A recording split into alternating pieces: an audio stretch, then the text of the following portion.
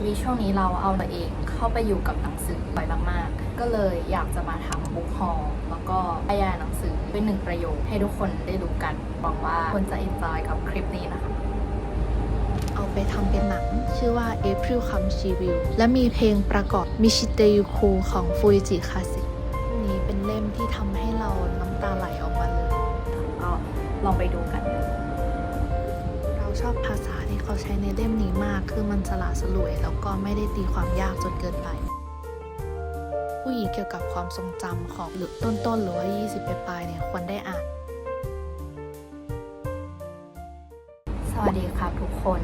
คงแปลกตากับรุ่นหลังใหม่ๆนี้เนาะว่าเรา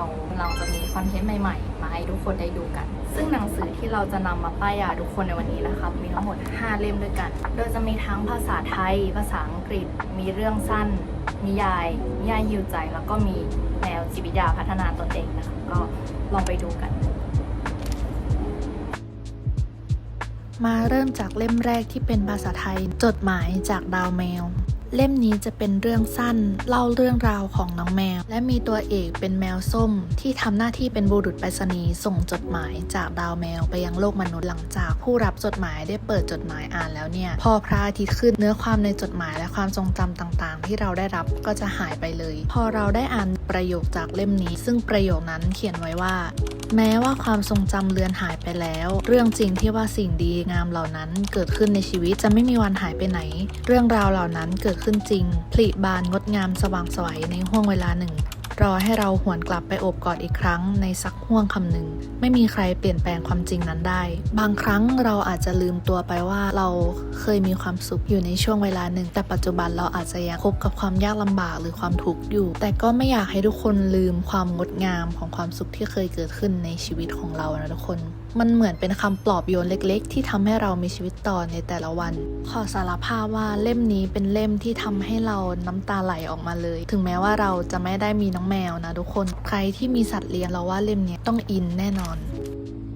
มาต่อกันเล่มที่2เดือนเมษายนพาใครบางคนกลับมาหรือว่า April Come She Will เรื่องราวเริ่มจากฟูจิชิโร่จิตแพทย์หนุ่มที่ได้รับจดหมายจากรักแรกของเขาฮารุซึ่งในขณะนั้นเขากับยาโยอิแฟนสาวที่มีแผนจะแต่งงานกันในปีนี้แต่ฟูจิชิโร่กลับไม่รู้สึกยินดียินร้ายผู้เขียนตั้งคำถามต่อชีวิตคนหนุ่มสาวยุคนี้โดยใช้คำถามที่ว่าจะทำอย่างไรให้รักไม่จบลงซึ่งเล่มนี้นะทุกคนเอาไปทำเป็นหนังชื่อว่า April Come She Will และมีเพลงประกอบ Michite Yuku ของ Fuji Classic ด้วยจาก1 ประโยคในหนังสือเราได้อ่านนะทุกคนสุดท้ายแล้วมีเพียงทางเดียวเท่านั้นที่จะคงความรักไว้ไม่ให้จบลงนั่นก็คือการไม่ได้มาไว้ในครอบครองความรักอันเป็นนิรันดร์เกิดขึ้นกับสิ่งที่ไม่ได้มาไว้ในครอบครองเท่านั้นหลังจากได้อ่านทำให้มุมมองต่อนิยามความรักของเรามีมากขึ้นเลยบางครั้งความรักอาจจะไม่ได้หมายถึงการเป็นเจ้าของกันและกันและไม่ได้ตีกรอบให้คน2 คนต้องอยู่ด้วยกันสุดท้ายแล้วเป็นความรักที่อาจจะไม่ได้มาจากการได้รับแต่มาจากการได้ให้ไปเราว่าเล่มนี้เนี่ยตอบคำถามความรักในอีกมุมมองได้เป็นอย่างดีเลยถึงมันจะไม่ใช่มุมมองทั้งหมดแต่ก็ดีใจที่เราได้อ่านเล่มนี้นะทุกคนมาต่อกันที่ภาษาอังกฤษกันบ้างนะทุกคนเล่มนี้ชื่อว่า Welcome to the Hill Namdong Bookshop ซึ่งเล่มนี้เนี่ยจริงๆมีแปลไทยออกมาแล้วนะคะก็ลองไปหาอ่านกันได้เป็นหนังสือที่เหมือนมีคนมาปลอบโยนจิตใจเราในวันที่เราอ่อนล้าตัวเรื่องเริ่มจากตัวเอกชื่อยองจูเนี่ยเลือกที่จะทิ้งชีวิตเก่าๆแล้วก็กลับมาเปิดร้านหนังสือเล็กๆระหว่างทางเนี่ยจะมีคนผลัดกันเข้ามาในร้านหนังสือมากมายทำให้เราได้ข้อคิดจากคนๆนั้นซึ่งประโยคที่เราชอบมากในหนังสือเนี่ยก็คือ A day well spent is a life well lived ซึ่งหมายถึงการใช้ช่วงเวลาที่ดีใน1 วันเนี่ยก็เท่ากับว่าเราใช้ชีวิตได้ดีแล้วมันทำให้เรารู้สึกว่าเป็นหนังสือปลอบโยนที่ดีเล่มหนึ่งเลยบางครั้งเรารีบอยากประสบความสำเร็จเป็นเหมือนคนอื่นหรือว่าอยากมีเหมือนคนอื่นแต่สุดท้ายแล้วเนี่ยเรามีกราฟชีวิตของแต่ละคนไม่เท่ากันนะ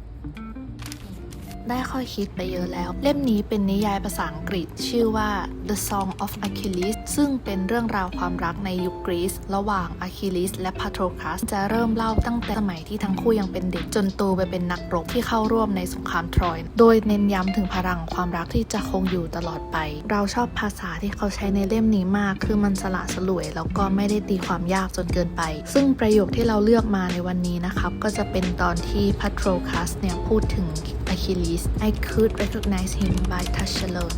by smell. I would know him blind by the way his breath came, and his feet struck the earth. I would know him in death